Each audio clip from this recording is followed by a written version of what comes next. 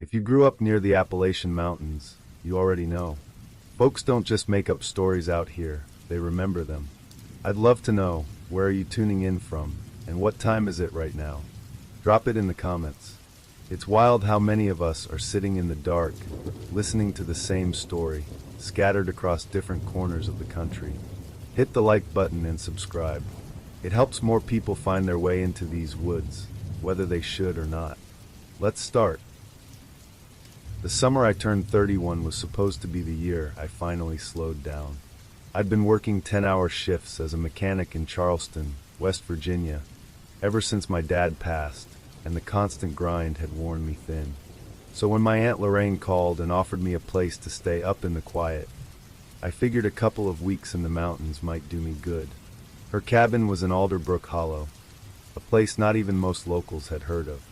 No cell towers, no corner stores, no traffic unless you counted deer in the road. The kind of place you didn't stumble into unless you'd taken a wrong turn or didn't want to be found. The cabin sat just off a gravel track that ended in a wall of trees. Beyond that was national forest land, acres upon acres of wild Appalachian growth without a fence, a marker, or even a proper trail. Aunt Lorraine said she liked it that way. You don't get folks wandering out here unless they've got a reason, she told me, the first night I arrived. At first, it was peaceful. I'd spend mornings on the porch drinking burnt coffee, afternoons fixing up little odds and ends around the cabin, and evenings listening to the old AM radio that only picked up half a station. Lorraine went into town twice a week, leaving me alone with the woods and the faint hum of insects. It was the silence that got me after a while. Even the wind seemed to move slower out here. On the third day, I decided to start hiking, just to have somewhere to go. Lorraine didn't much care for the idea. Stay near the ridge paths, she warned.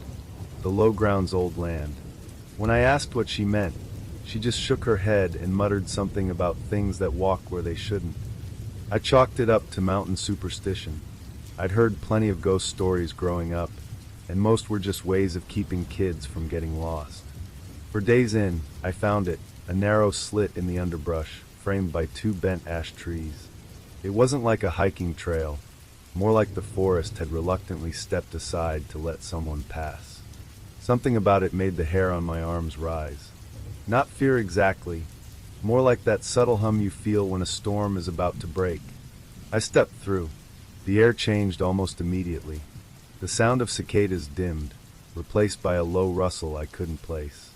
The light shifted too, not darker but closer, like the trees were pressing in. That's when I saw her. She sat on a half-sunken boulder, bare feet pale against the moss, hair so black it looked like a shadow had grown from her head. She was maybe 17, maybe younger, wearing a faded dress the color of old paper.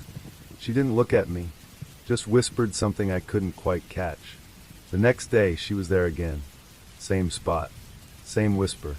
I forced myself to speak. You live out here? Slowly, like it took effort, she turned her head. Her eyes were gray, not silver, not blue, but the color of creek water under a cloudy sky. You're not from here, she said. Her voice wasn't quite right, like I was hearing it through a detuned radio. I'm staying with family, I told her.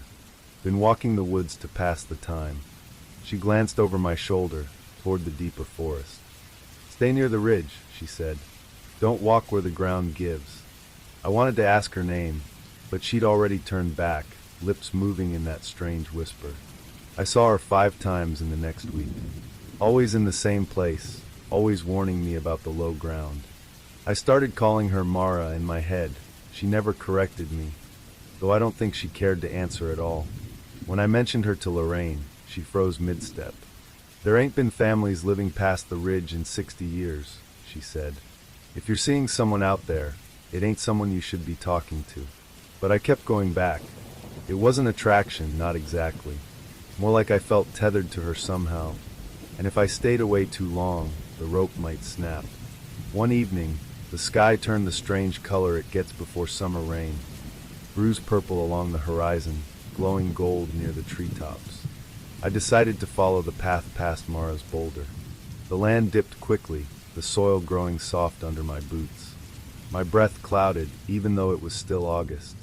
That's when I saw them, flat stones arranged in a perfect ring, each carved with a pattern I didn't recognize.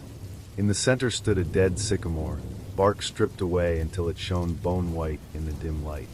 Mara was there, but standing this time. Her dress hung in tatters. She looked thinner, her eyes darker, like the color had been drained from them. "You shouldn't have come here," she said. This time her voice was deeper, not just in tone but in presence, like something else was speaking with her. "What is this place?" I asked. She met my gaze, and I swear her pupils widened until they swallowed the gray. "They've been waiting," she said, "and now they think you're mine." The woods went dead quiet. Not a single bird. Not a single insect. My heartbeat sounded like boots on hollow wood. I turned and bolted.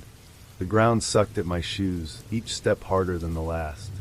Behind me, I heard movement, light, quick, impossibly fast. When I finally broke through the tree line onto the gravel track, I didn't stop running until I hit the cabin porch. My lungs burned, my vision tunneled. That night, something paced the length of the cabin. Slow, deliberate steps, then a scrape along the siding. Once, twice, then a soft tap against the window nearest my bed. I didn't look. Couldn't. In the morning, Lorraine stood at the doorway with a canvas bag. "You're going to catch the early bus," she said, "and you're not to speak her name again." She wouldn't explain, just drove me to the edge of town and left me there with enough cash for a ticket back to Charleston. That was 9 years ago. Sometimes I dream of Alderbrook Hollow, the way the air felt heavier past that boulder, the way Mara's eyes seemed to pull at something inside me. I still don't know if she was a ghost, a warning, or something worse. But I know this, once the forest thinks you belong to it, you never really leave. And lately, when I walk home from the garage at night, I hear soft, quick footsteps behind me. I was 34 when I swore off backcountry work for good. By then, I'd been a seasonal ranger for almost a decade, patrolling fire lines, assisting in backwoods rescues, checking illegal hunting camps, and keeping the occasional overconfident hiker from becoming an obituary. I wasn't new to solitude, and I wasn't afraid of it. Truth be told, I preferred being where radios crackled more often than cell phones buzzed. The contract that ended my career was supposed to be routine. A 12-day patrol through the southern edge of Black Hollow Reserve in eastern Tennessee, near the state line where the ridges knot together and the roads twist like they're trying to lose you. It was remote enough that even the locals avoided it unless they had a reason. The old-timers claimed the land there had been set aside by things older than people long before it became a wildlife area. The younger folks just said the trails were cursed. They set me up in a ranger cabin on the far end of a maintenance road that hadn't seen a grader in years. One room, iron cot, hand pump for water, and a fuel generator that groaned like it had emphysema. No reception, no weather radio, no nothing. Some folks would call that peace and quiet, but the quiet here wasn't peaceful. It was total, like the forest had put a pillow over its own mouth. Even the wind seemed to think twice before moving. The job was simple enough. Check the southern ridgeline trails for storm damage. Monitor wildlife. Flag any signs of illegal poaching or dumping. It was the sort of work where, if nothing went wrong, it could almost feel like paid camping. That was what I was expecting. The first couple of days blurred together. I hiked. I logged. I cleared deadfall from narrow switchbacks. I saw a few turkey vultures riding thermals, and one scrawny coyote that trotted across my path without looking at me. But the silence, it got under my skin early. During daylight, there'd be a faint rustle here or there, a squirrel skittering over leaf litter, a branch creaking in the sun. But after sundown, it was like the woods swallowed their own sounds. No peepers, no crickets, not even the faint hum of wind in the pine crowns. By the third night, I'd stopped calling it quiet in my notes. I called it holding its breath. That third night, I was bent over the table studying a worn topo map when I heard something on the porch. Not the quick, chaotic sound of an animal. This was measured, heavy, intentional, crunching the dry leaves one slow step at a time. Then a pause, then another step. I grabbed my flashlight, stepped outside, and swept the beam across the yard. Just trees. Just dark. The next morning, I found prints along the side of the cabin. Barefoot. Human-sized. But wrong. The toes pointed at odd angles, and in some impressions, the arch was missing entirely, like the feet had been flattened and reshaped by someone who didn't understand how they were meant to work. A few tracks were spaced so far apart that I would have had to jump nearly 6 feet to match them. I logged it as unusual activity, took photos, and moved on. That's what you do out there. Note it, prepare, keep your head. On the afternoon of day 4, while placing waypoints, my compass started to spin. Not twitch, spin. The needle looped endlessly, like it was chasing something it would never catch. I held it away from my belt. Still spinning. Set it on a rock. Still spinning. That's when the hair on my neck lifted, and I felt it. The invisible weight of someone watching you, their gaze pressing against the back of your skull. I scanned the tree line. Nothing. But the sensation followed me all the way back to the cabin. That night, I locked the door. I'd never bothered before, but something about that compass told me the forest didn't want to be mapped.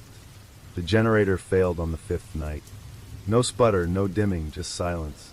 When I checked it, the fuel line was clear, the switches intact, but the whole machine felt cold. Not just shut off cold, like it had been sitting and used for weeks. I was standing by the window, debating whether to sleep or start an early morning hike to the service road, when I heard it. My name. Quiet. Drawn out. Elias. I spun so fast I knocked over my enamel mug. On the glass, framed by the faint moonlight, was something leaning in. Too tall for the window. Shoulders hunched in a way that bent the outline of its body wrong. Fingers long, too thin, bending backward at the joints, rested against the pane, tapping once, twice. I couldn't see its face. Just the silhouette. But the voice, it wasn't mine. It wasn't anyone's. No, that's not true. It was my brother's voice. Only my brother had been dead for 9 years. I sat up the rest of the night, my back against the door, knife in one hand and my old hand-crank radio in the other. Morning came. The generator ran fine, like nothing had happened. I nearly called it in as a possible electrical glitch, until I remembered a conversation from years ago with an old trapper who'd worked this region. He'd told me about the listeners, shapes in the timber that mimicked voices to take you where you'd be more comfortable. I'd laughed it off then. Now it didn't feel so funny. By day 7, I'd requested an early pickup, citing possible mild exposure and disorientation. The base camp said they'd get a truck to me the next afternoon. I just had to wait. That night, the voices came back. Not from outside. From inside. First, it was my mother, who'd passed when I was a teenager. Then my ex-wife. Then, God help me, my own voice, but drained of any emotion, like I was hearing myself through a broken intercom. They all said the same thing. Open the door, Elias. Just open the door. The cabin walls began to flex. I mean physically, with bending inward with each whisper, as though the whole structure were breathing alongside the voices. My chest locked tight. I shoved my gear into my pack, wrenched the door open, and bolted. The forest should have been pitch black. Instead it glowed, faint, pulsing light seeping through the trees, like there was a firefly swarm big enough to fill the hollow. I should have run the other way. Instead I followed it. Some part of me thought it might lead me to the service road. Instead I kept looping past the same landmarks. A split oak, a deadfall shaped like a cross, a root tangle I swore I'd already stepped over twice. It was as if the land itself had been rearranging, slotting me into the same stretch of woods over and over. When I finally broke into a clearing, something was kneeling at the base of a cedar. It was wearing my uniform, my badge, my pack, my face. When it looked up, its mouth stretched too wide, like it was testing the concept of smiling for the first time. The skin on its cheeks didn't quite know where to fold, and when it rose to stand, its knees bent the wrong way. It said my name again, but this time it didn't sound like anyone. It was just a flat, mechanical hiss. I ran until my legs failed. I remember crawling into a hollow under a fallen log, pulling my pack over my head, and squeezing my eyes shut. Sunlight hit my face, and when I opened my eyes, there were headlights. A service truck idled on the access road. The driver, a ranger I didn't know, wrapped me in a blanket and handed me a canteen. "Got turned around?" he asked. I told him I must have been disoriented, that maybe I'd hallucinated. He didn't answer. But as we drove out, he said, "Funny thing, we don't put people in Black Hollow past 4 days anymore. Place takes an interest if you stay longer." I haven't been back. I keep the curtains drawn at night. And sometimes, just sometimes, I hear my brother's voice outside the window, asking me to open the door. I'm not the type of person people expect to disappear into the woods for days at a time. 39 years old, divorced, and working as a rural librarian in eastern Tennessee. Most folks figure I spend my weekends alphabetizing books or making tea in my quiet little kitchen. And I did, until last spring, when the walls of my life started feeling too close. The divorce papers had been signed for over a year, but the air in my home still felt stale with the memory of what used to be. It was too quiet, the kind of quiet that doesn't soothe, it stifles. So I started hiking again. At first, just well-known trails close to town. Then farther. I craved places where cell service died and conversation became a luxury you didn't have to suffer through. But familiarity only goes so far. Eventually, I wanted something no trail app could show me. That's when I stumbled across the post. It was buried in the middle of a local history forum I'd been using for Appalachian folklore research. Old mining town ghost stories, unsolved vanishings, that kind of thing. A user named iron_hollow had uploaded a single message in a thread about forgotten trails. If you ever find yourself near Miller's Gap, there's a service road that forks off into the timberline. Don't follow it unless you're ready to see what's been waiting. Whisper Pines. The locals won't speak about it. Some can't. No photos. No coordinates. No follow-up replies. Something about the name Whisper Pines hooked me immediately. The next week, I found myself at a dusty county archive in the back corner of the courthouse, flipping through brittle topo maps from the 1970s. The Whisper Pines label wasn't anywhere, but I did find an unmarked switchback spur near Miller's Gap, exactly where the post had hinted. I told myself it was just a hike, a little off-the-record exploration to clear my head. I parked my car in a gravel pull-off along Route 19, the kind of place with more beer bottles than cars. The service road entrance was chained, but the chain sagged low enough for me to duck under. The first half-mile was a rutted dirt track, hemmed in by shoulder-high blackberry bushes. After that, the forest swallowed me whole, tall, wind-polished pines that made a faint whispering sound even though the air was still. It was perfect. The deeper I went, the less the world behind me seemed to exist. No traffic sounds, no planes overhead, not even the distant whir of cicadas. That night, I pitched my tent near a slope scattered with granite boulders. I cooked lentils over a small camp stove, listening to the wind scrape against pine needles high above. The name Whisper Pines made sense in that moment. It was like the trees were breathing in unison, telling each other something I wasn't meant to hear. I slept deeply. The forest was different the next morning. Not visibly, not in a way I could point to, but I knew. The whisper wasn't there. Not a single stir of air. I walked for about 3 hours before I came across it. An oblong clearing maybe 30 feet across. The ground was sunken in the center, as though something heavy had once rested there. Not a cabin, too large and oddly shaped. Around the edges of the clearing stood 12 pine stumps, blackened but unburned above ground.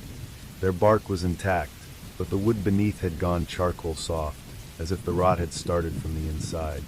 My skin prickled, but I told myself it was just the uncanny arrangement.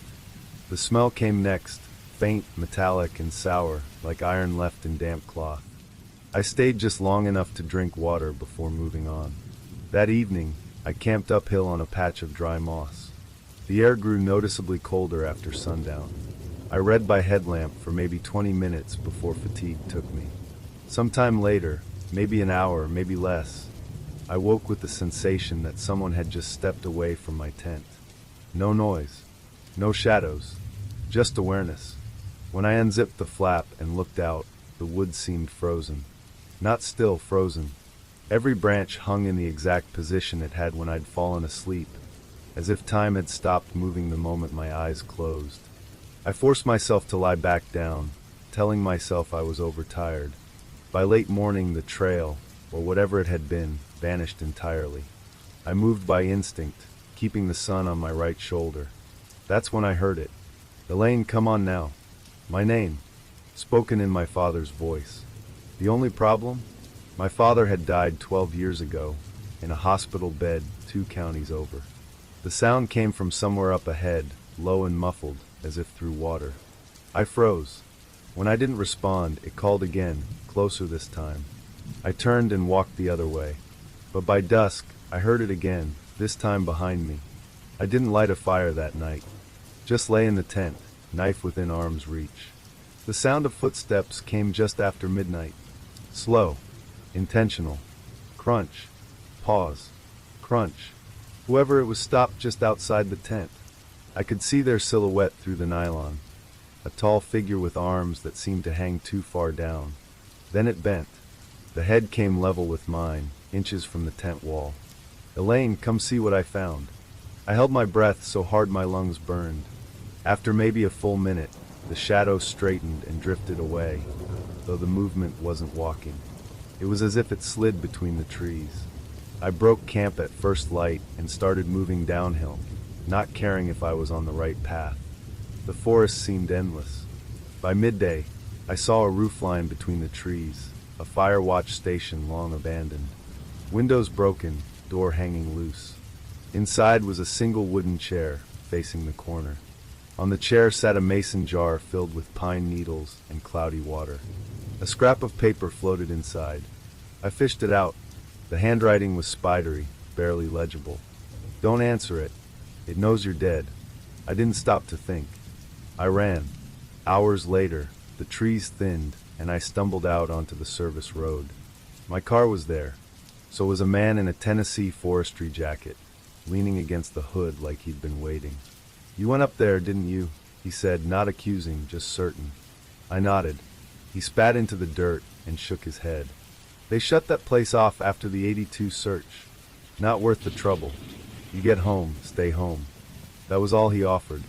It's been almost a year. I still hike, but only on mapped trails. And I never, ever go alone.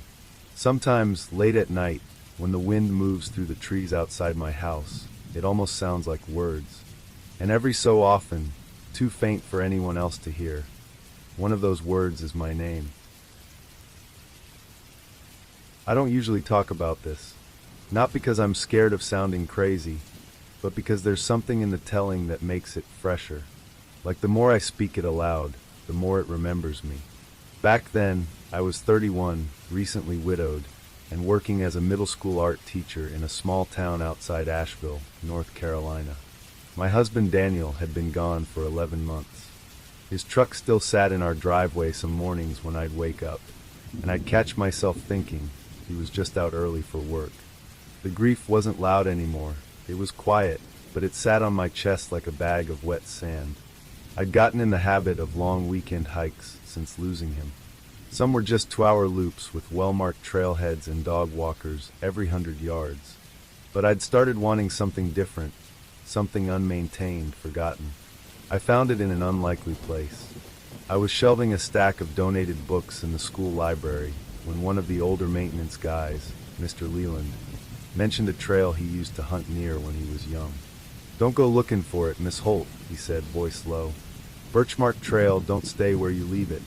I thought it was just a folksy way of saying the path was poorly marked. But later that night, curiosity got the better of me. I searched for it online, nothing. I called the ranger's office, no listing. But a friend of a friend eventually sent me a scanned 1960s topo map of the area. Sure enough, a faint dashed line labeled Birchmark ran into a hollow north of Blue Rock Gap. That Saturday morning, I packed light, tent, stove, a worn paperback of The Secret Garden, and my old sketch pad.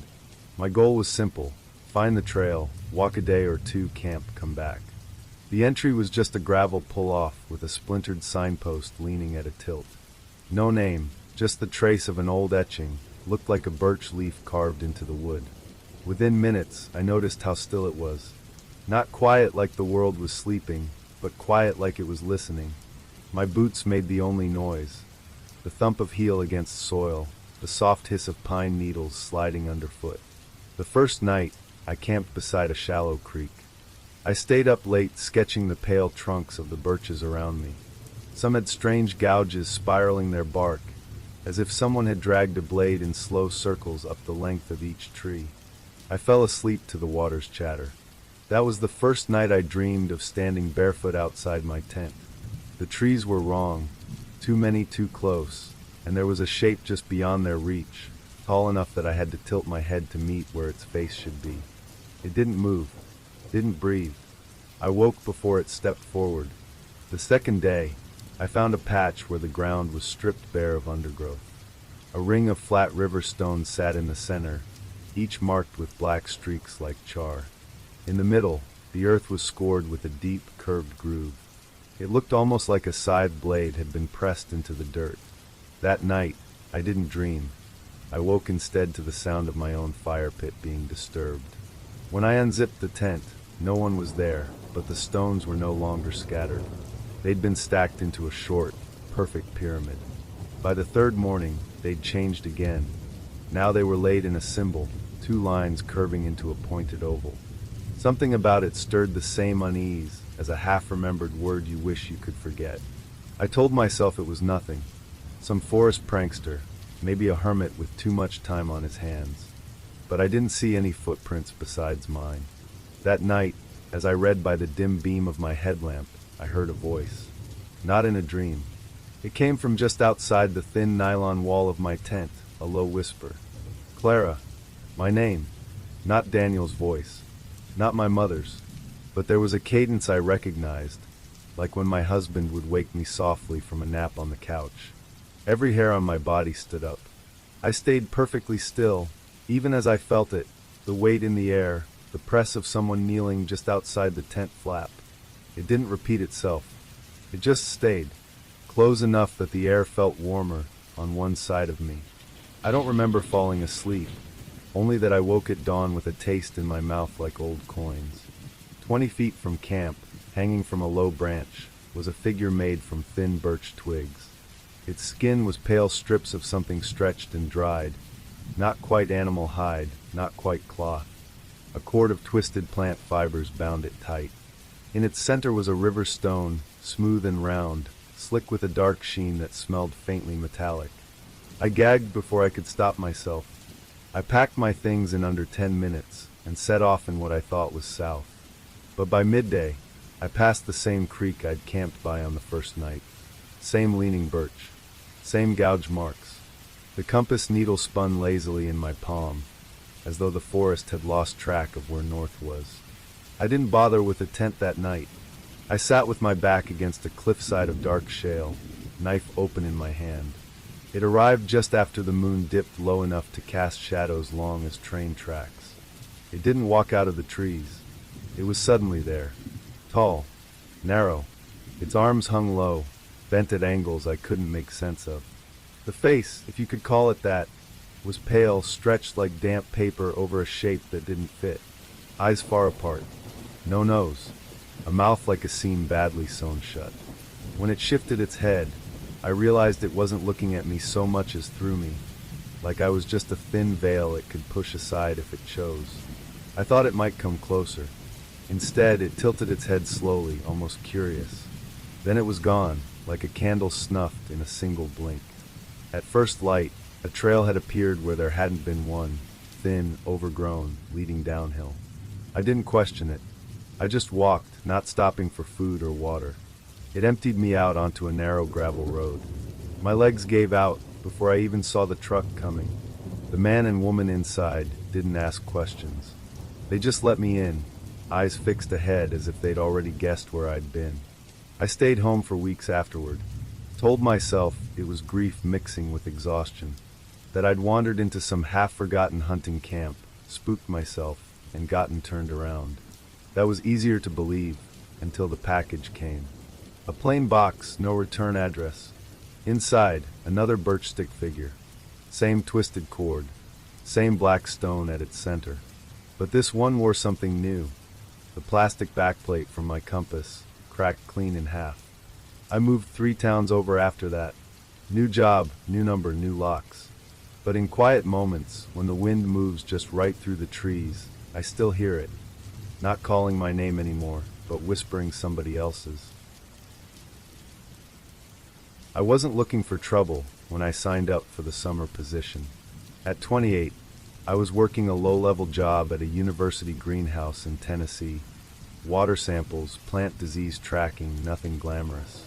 I wanted field experience, something to pad my resume, so I could apply for more competitive conservation jobs.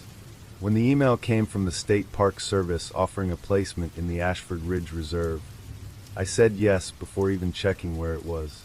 The map pin was practically on the state line, somewhere between the far edge of the Appalachian Mountains and the river valleys below.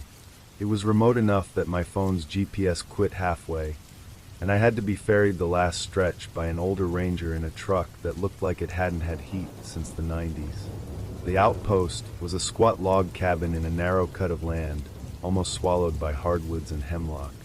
The road incurved like a snake, and when it ended just dirt and trees. Inside there were 3 bunk rooms, a cramped galley kitchen, a table big enough for 4, and a mismatched addition stuck on the rear like someone had nailed a tool shed to the cabin's back wall. That back room had a lower ceiling and smelled faintly of earth. I shared the cabin with 2 others.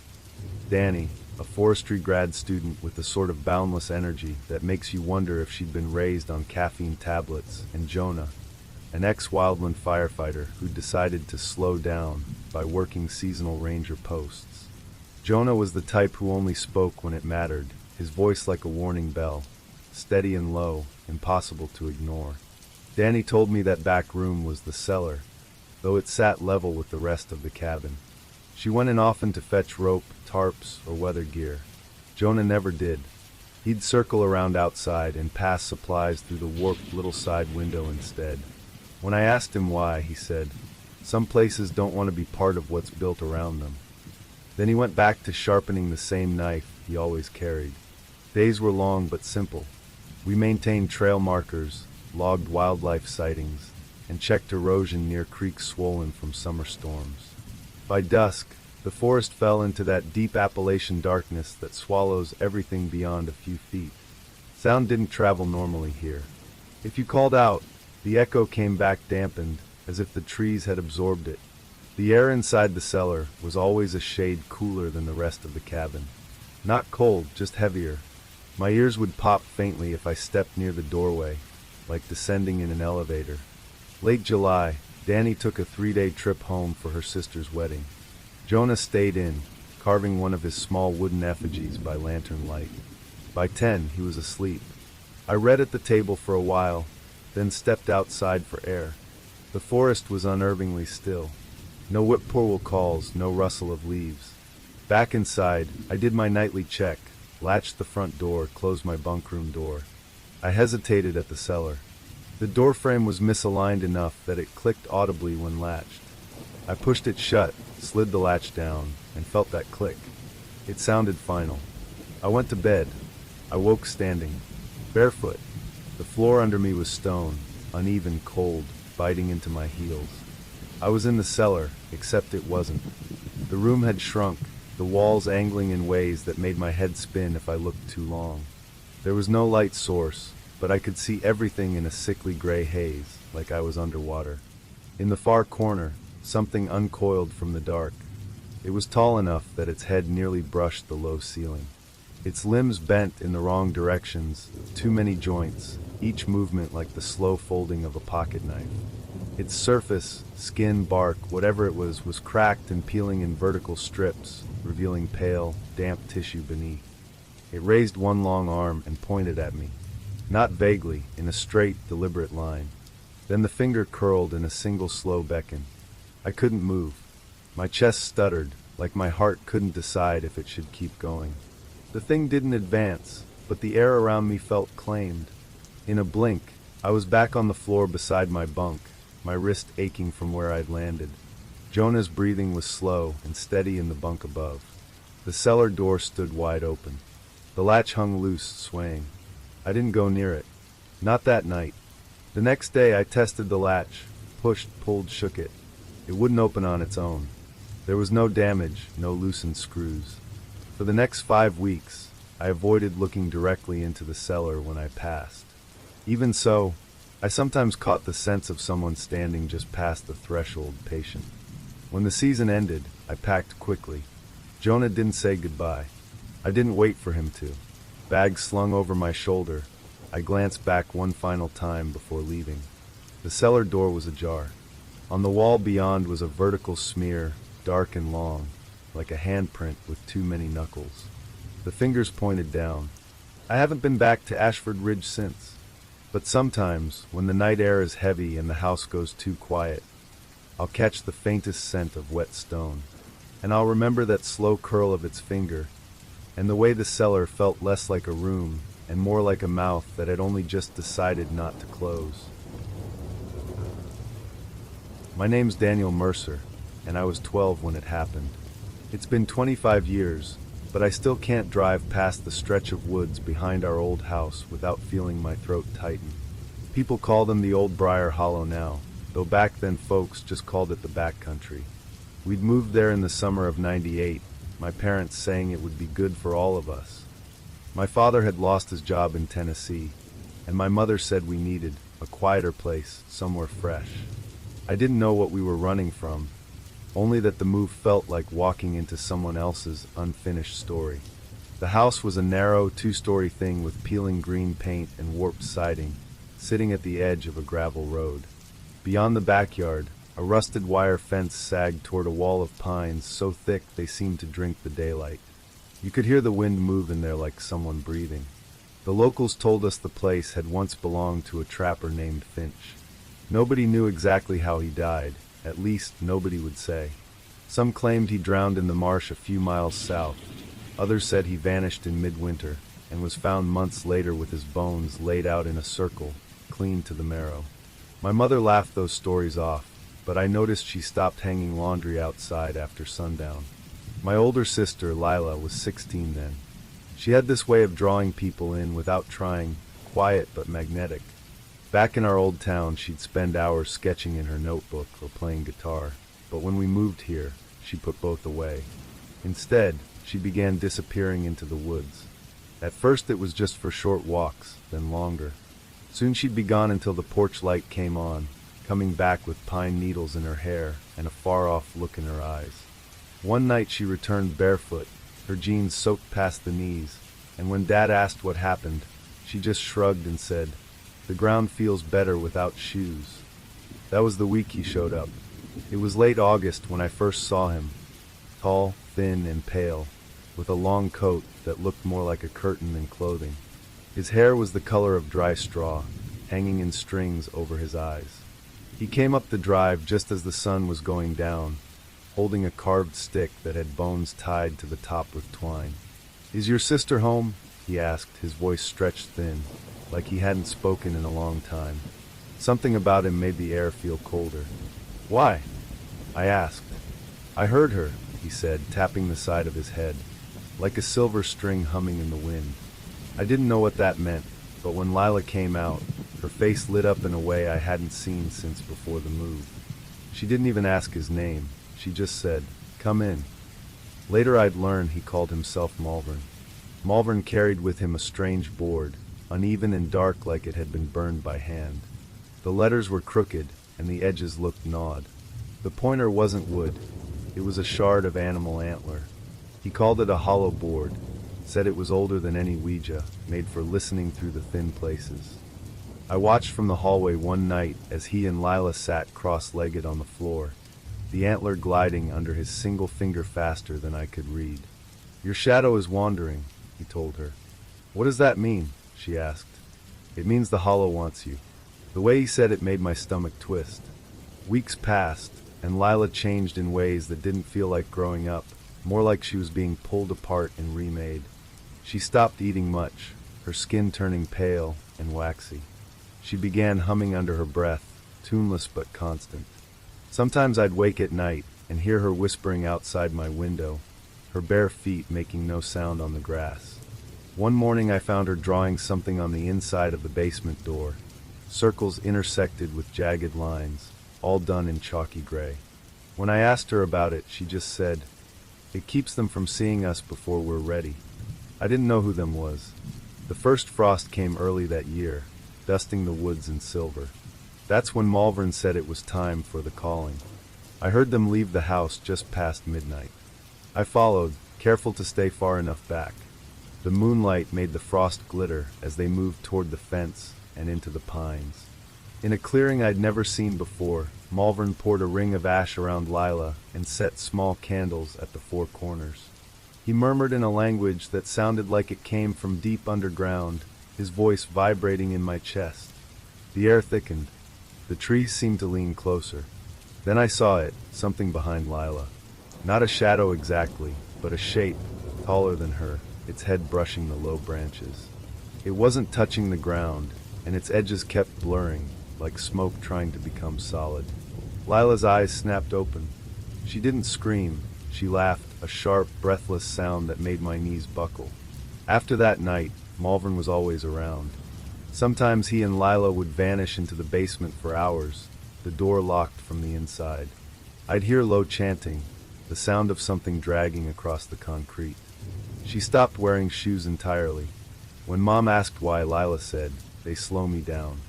By early November, my parents had started fighting about her. Dad wanted to send her to stay with relatives. Mom insisted it was just a phase. I knew better. It was a Saturday when it all came to a head. Mom and I drove into town for groceries, leaving Dad to work on the roof and Lila at home. She said Malvern was coming by. We were gone most of the day, and when we returned, the house felt wrong. Too quiet, but heavy, like the air before a storm. The front door was open. The living room window was shattered.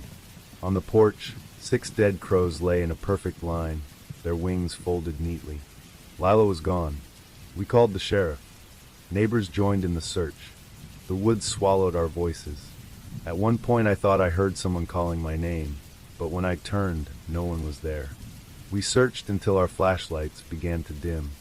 Then just before dawn, I heard it, a soft humming, coming from beneath the house. Dad pried open the crawl space hatch. Lila was there, curled in the dirt, clutching the antler pointer to her chest like a child with a favorite toy. Her lips were blue, her eyes glassy. When she finally spoke, her voice was barely a whisper. He took the wrong one. Malvern was gone.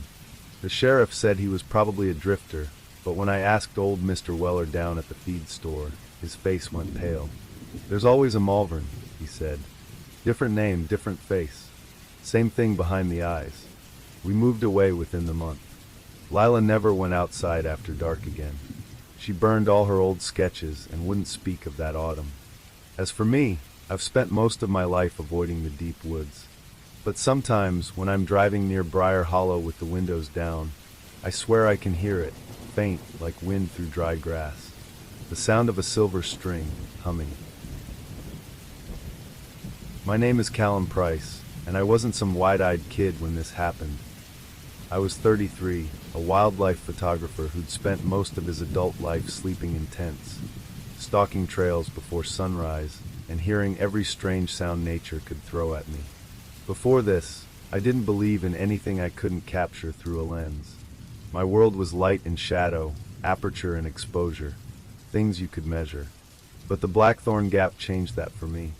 It sits tucked deep in the southern Blue Ridge of West Virginia, a snarl of ridgelines and shadowed valleys where the map turns vague and even GPS glitches like it's lost its nerve. I'd been sent there on a short assignment to photograph late summer bird migrations. My cabin was just outside the hamlet of Crays Ford, a half hour from any paved road, at the very end of a switchback gravel track. It belonged to my aunt's second husband, a man I'd met only twice at family cookouts. He'd said, "Stay as long as you need, just watch for snakes," like that was the biggest thing to worry about. The cabin was built half into the slope, with its back porch hanging over a ravine choked with rhododendron. From that porch, you could see nothing but endless tree canopy rolling toward the horizon. It smelled like wet earth and pine resin. By the time the sun dipped behind the ridgeline, The whole place fell into a dark so thick it felt physical. The first night, I'd been sorting memory cards on the porch when it happened. The woods were alive with the usual symphony, tree frogs, katydids, the distant thrum of night insects, when all at once it died. Not faded, stopped, like someone had pressed pause. Into that vacuum came a sound. 3 tones. A hum, not a whistle, low, high, lower again. It wasn't tuneful like a song, but it had a rhythm that snagged my attention. I took off my headphones and sat forward, scanning the tree. Nothing moved. The hum stopped. I told myself it was just wind moaning through the pines, even though there wasn't a breath of air. Still, when I went inside, I made sure to latch the door. The next morning was warm and heavy with fog. I took my camera gear up a deer path that wound toward a rocky outcrop the locals called Pinnacle Rise. The whole way, I couldn't shake the feeling that someone was a few steps behind me, never close enough to see when I turned, but near enough to keep the hairs on my neck prickling. In town that afternoon, I stopped at a feed and supply place for bottled water. The man at the counter, gray hair pulled back under a ball cap, asked where I was staying. Blackthorn Gap, I said. He stopped scanning my purchase. Near the hollow? I shrugged. Cabin over a ravine. I think they said it's a mile from Blackthorn Hollow. His eyes shifted toward the front window, like he was checking to see who might be listening. If you hear it again, he said, don't answer. Answer what? He didn't explain. Just bagged my water and said, keep your lights on at night. That night, the fog settled thick as wool. I kept the porch light on like he said, but it only lit a swirling cloud of mist. Around midnight, the power blinked out. No hum of the fridge, no glow from the router, nothing. And then I heard it again. 3 tones, low, high, low. Louder this time. Closer. I grabbed my flashlight and eased toward the front window.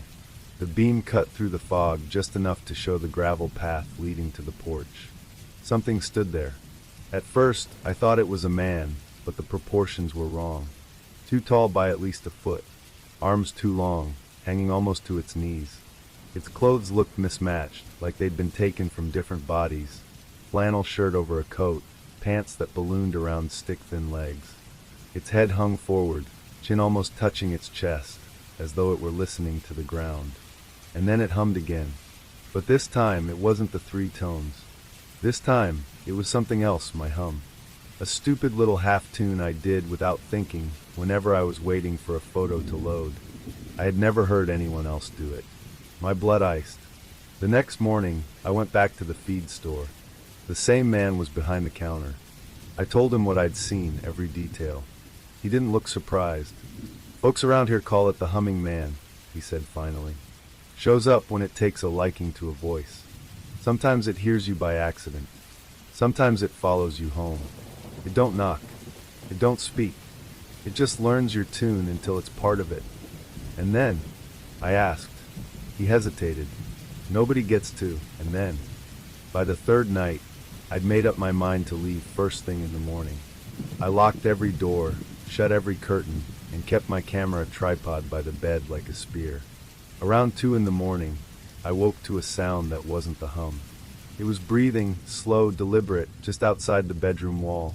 Then the hum came, soft and low, like it was right against my ear. I turned on the flashlight, but the beam hit nothing. The curtains stayed shut, yet the glass behind them rattled, as though something tall was leaning its weight against it. I didn't move until dawn. When I finally went to the front door, it stood wide open. Outside, in the mud, were prints, long, narrow impressions that weren't quite human. They led into the trees and vanished. I left that morning and never went back to the cabin. 3 years later, I was camping with colleagues in the Allegheny Highlands, nearly 100 miles from Blackthorn Gap. It was past midnight when I woke to a pressure in my chest, a sense of being studied. And then 3 tones. Low, high, low, followed by the exact hum I'd made years before. I didn't tell anyone, just packed my gear in the dark and hiked out alone. To this day, I keep a flashlight within arm's reach no matter where I sleep. And I never, ever hum to myself when I'm outside, because I know it's still listening. My name's Aaron Mendez, and I wasn't supposed to be anywhere near Dunlow Ridge last fall. At least, not according to my sister. She said it was one of those places where people disappear and the cops just shrug. But when you're 34, recently divorced, and staring at a savings account that looks like a cruel joke, you start to take jobs you shouldn't. I work freelance as a wildlife photographer, mostly regional stuff for travel blogs and the occasional calendar company. The gig that took me up there was for a nature magazine that wanted a moody late autumn series of the Appalachian foothills. Their only stipulation was that I capture something off the tourist trail. I figured Dunlow Ridge, with its forgotten footpaths and abandoned mining roads, was perfect. I left from Beckley before sunrise, my old Subaru rattling along two-lane roads that wound tighter and steeper the deeper I went. The GPS cut out halfway, and my cell signal bled to nothing just past a rusted sign that read, Dunlow, 8 miles. No services. Past that, it was all gravel and red clay, the kind of road that chews tires and has no guardrails. The forest pressed in from both sides, not the airy postcard kind, but thick, sunless tangles of maple and spruce, their trunks black with moss. The air itself felt cooler, heavier, like I'd driven through an unseen curtain. When I finally reached the trailhead, I found the remnants of an old ranger's hut, just a collapsed porch and a chimney jutting out like a gravestone. I parked nearby, loaded my pack, and started up the narrow track that followed the ridge. 3 miles in, I noticed something odd. The wind had stopped. No breeze through the branches, no distant rustle of leaves. Even my own footfalls seemed muffled. I told myself it was just the dense canopy, but there was an edge to the silence, not peaceful but watchful. Then came the smell. Not rot exactly, but something sharp and metallic, like wet iron. It drifted in faintly at first, then thickened with each step until I could almost taste it.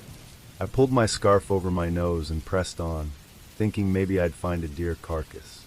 Instead, I found stones, a perfect circle of them, each one smooth and black, set into the earth as if they'd been there for centuries. Inside the ring, the soil was bare, no leaves, no moss, nothing.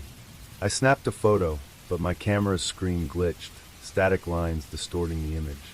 I turned it off, figuring the cold had messed with the battery, and kept moving. I reached the cabin, or rather, what was left of it, by late afternoon. It sat on a clearing just wide enough to catch the last strip of sunlight before the ridge swallowed it. The wood siding was warped, the windows long gone. On the porch sat an old man in a green jacket, hunched over like a gargoyle. "You the fellow with the camera?" he asked without looking at me. I admitted I was. "Don't stay past dark," he said, as if reciting a rule. I asked why. "Because that's when the lark starts calling." I laughed awkwardly, thinking it was some local joke, but his face stayed stone serious. "You hear it once, you walk back. You hear it twice, you run. Third time." He stopped, chewing the inside of his cheek. "Well, no one hears it 3 times and comes back to talk about it." Before I could ask more, he stood, limped past me, and disappeared down the trail. I set up inside the cabin, using the one corner that didn't look like it would collapse under my weight. I boiled instant noodles on my camp stove and reviewed my photos. The glitch from earlier still buzzed in the frame with the black stone circle, like the image was breathing. By the time I realized how dark it had gotten, the forest outside had turned into a wall of shadow. I lit my lantern and set it by the window. That's when I noticed it. No insects, no night birds, nothing. Then from somewhere deep in the trees, I heard it. A single low note. Not a whistle exactly, not a bird call. It was fuller, like someone humming through cupped hands, drawn out and slow enough to make my skin crawl. I froze, my mind going back to the old man's warning. Once is safe, twice is not. I told myself it was just wind in some hollowed branch. The second call came maybe 5 minutes later, closer now. It seemed to stretch the air thin, like sound traveling underwater. My lantern flickered. That was all I needed. I packed my gear in a rush, heart pounding, thinking I could hike back to the car with my headlamp. But when I stepped outside, the trail looked wrong. The path I'd taken up here wasn't there, just trees crowding closer than before. The third call didn't come from the forest. It came from behind me, I spun, shining my headlamp toward the cabin, and saw something standing in the doorway. At first, I thought it was a person, tall, thin, swaying slightly. But the light didn't seem to touch it. Its edges wavered, like heat ripples on asphalt. It began to move toward me without sound, the swaying shifting into a slow, deliberate step. That's when I ran. Branches whipped my face, my pack snagged on something and tore loose, but I didn't stop. I could feel the air change with each step, colder, heavier. I risked a glance back. It wasn't following on the ground. It was keeping pace between the trees, gliding along the trunks as though the space between them was water and it was swimming. I burst into a small clearing and stopped dead. I was back at the black stone circle. The bare earth inside seemed to breathe, the soil shifting in slow, deliberate pulses. The iron smell hit me so hard I gagged. The lark, if that's what it was, stopped at the edge. Its form shimmered, stretched, then folded in on itself like a sheet of paper crumpling. I could hear it calling again, but now the sound was inside my head, pulling at something behind my eyes. I stumbled backward into the ring without thinking, and the air shifted instantly. The cold lessened, the smell thinned, and the sound cut off mid-note. When I looked up, it was gone. I don't remember falling asleep, but I woke at dawn curled inside the ring of stones. My camera was gone. My pack was gone. My footprints from the night before just stopped at the circle's edge, no return tracks. It took me most of the day to find the trail back. When I reached the ranger's hut, there was a man there, younger, uniformed. I told him what happened. He listened, then said quietly, "There's no cabin on Dunlow Ridge. Burned down in '83. Folks that went looking after said the ground up there was wrong. Wouldn't grow a thing." When I asked about the lark, he didn't answer, just told me to leave before dark. That was 3 months ago. My photos from the trip still haven't been recovered. The memory card came back blank. But at night, when the house is quiet, I sometimes hear a faint note drifting through the air, low, drawn-out, patient. I haven't gone back to Dunlow Ridge, and if you're smart, you won't either. My name's Ethan Rowe, and I'm 34 years old. I don't usually tell stories like this, partly because people look at you different afterward. They tilt their heads, smile politely, then file you away under paranoid or unreliable. But this isn't about belief. It's about memory, and memories have weight. For years, I've carried this one like a stone in my chest, hoping it would erode with time. It hasn't. If anything, it presses harder now that I have children of my own. This is about the spring my father bought a house in Deep Hollow, a forgotten stretch of forest at the border of West Virginia and Kentucky. The kind of land where the ridges are so steep the sun feels late to rise and eager to set, where the old roads buckle under their own neglect. It was 1999. I was 16 then, full of restless energy, bitter at the world, and secretly afraid of everything I didn't understand. My father, a widower and retired surveyor, had sold our modest ranch-style home outside Charleston and, against all sense, bought a sprawling timber-frame lodge buried in those hills. He called it his last great adventure. For me, it became the place where adventure ended and dread began. The road to the house was no road at all, just a rutted strip of gravel that climbed, dipped, then twisted until it seemed designed to confuse more than deliver. Our pickup lurched and shuddered as we crept along. Branches clawed the sides like fingernails.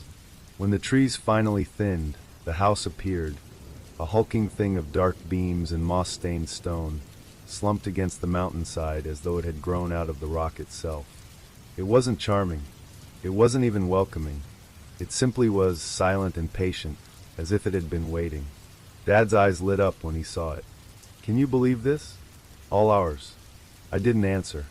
Something about the way the house sat on that land felt wrong, like a guest who had overstayed their welcome. Inside was worse. The floors creaked with every step, the air hung heavy with mildew, and the windows seemed too small for walls so tall. A place that big should have been full of light, but it felt perpetually dim, shadows folding into corners. The real problem, though, was the basement door. It sat at the far end of the hall, broad and iron-banded, with a rust-bitten keyhole.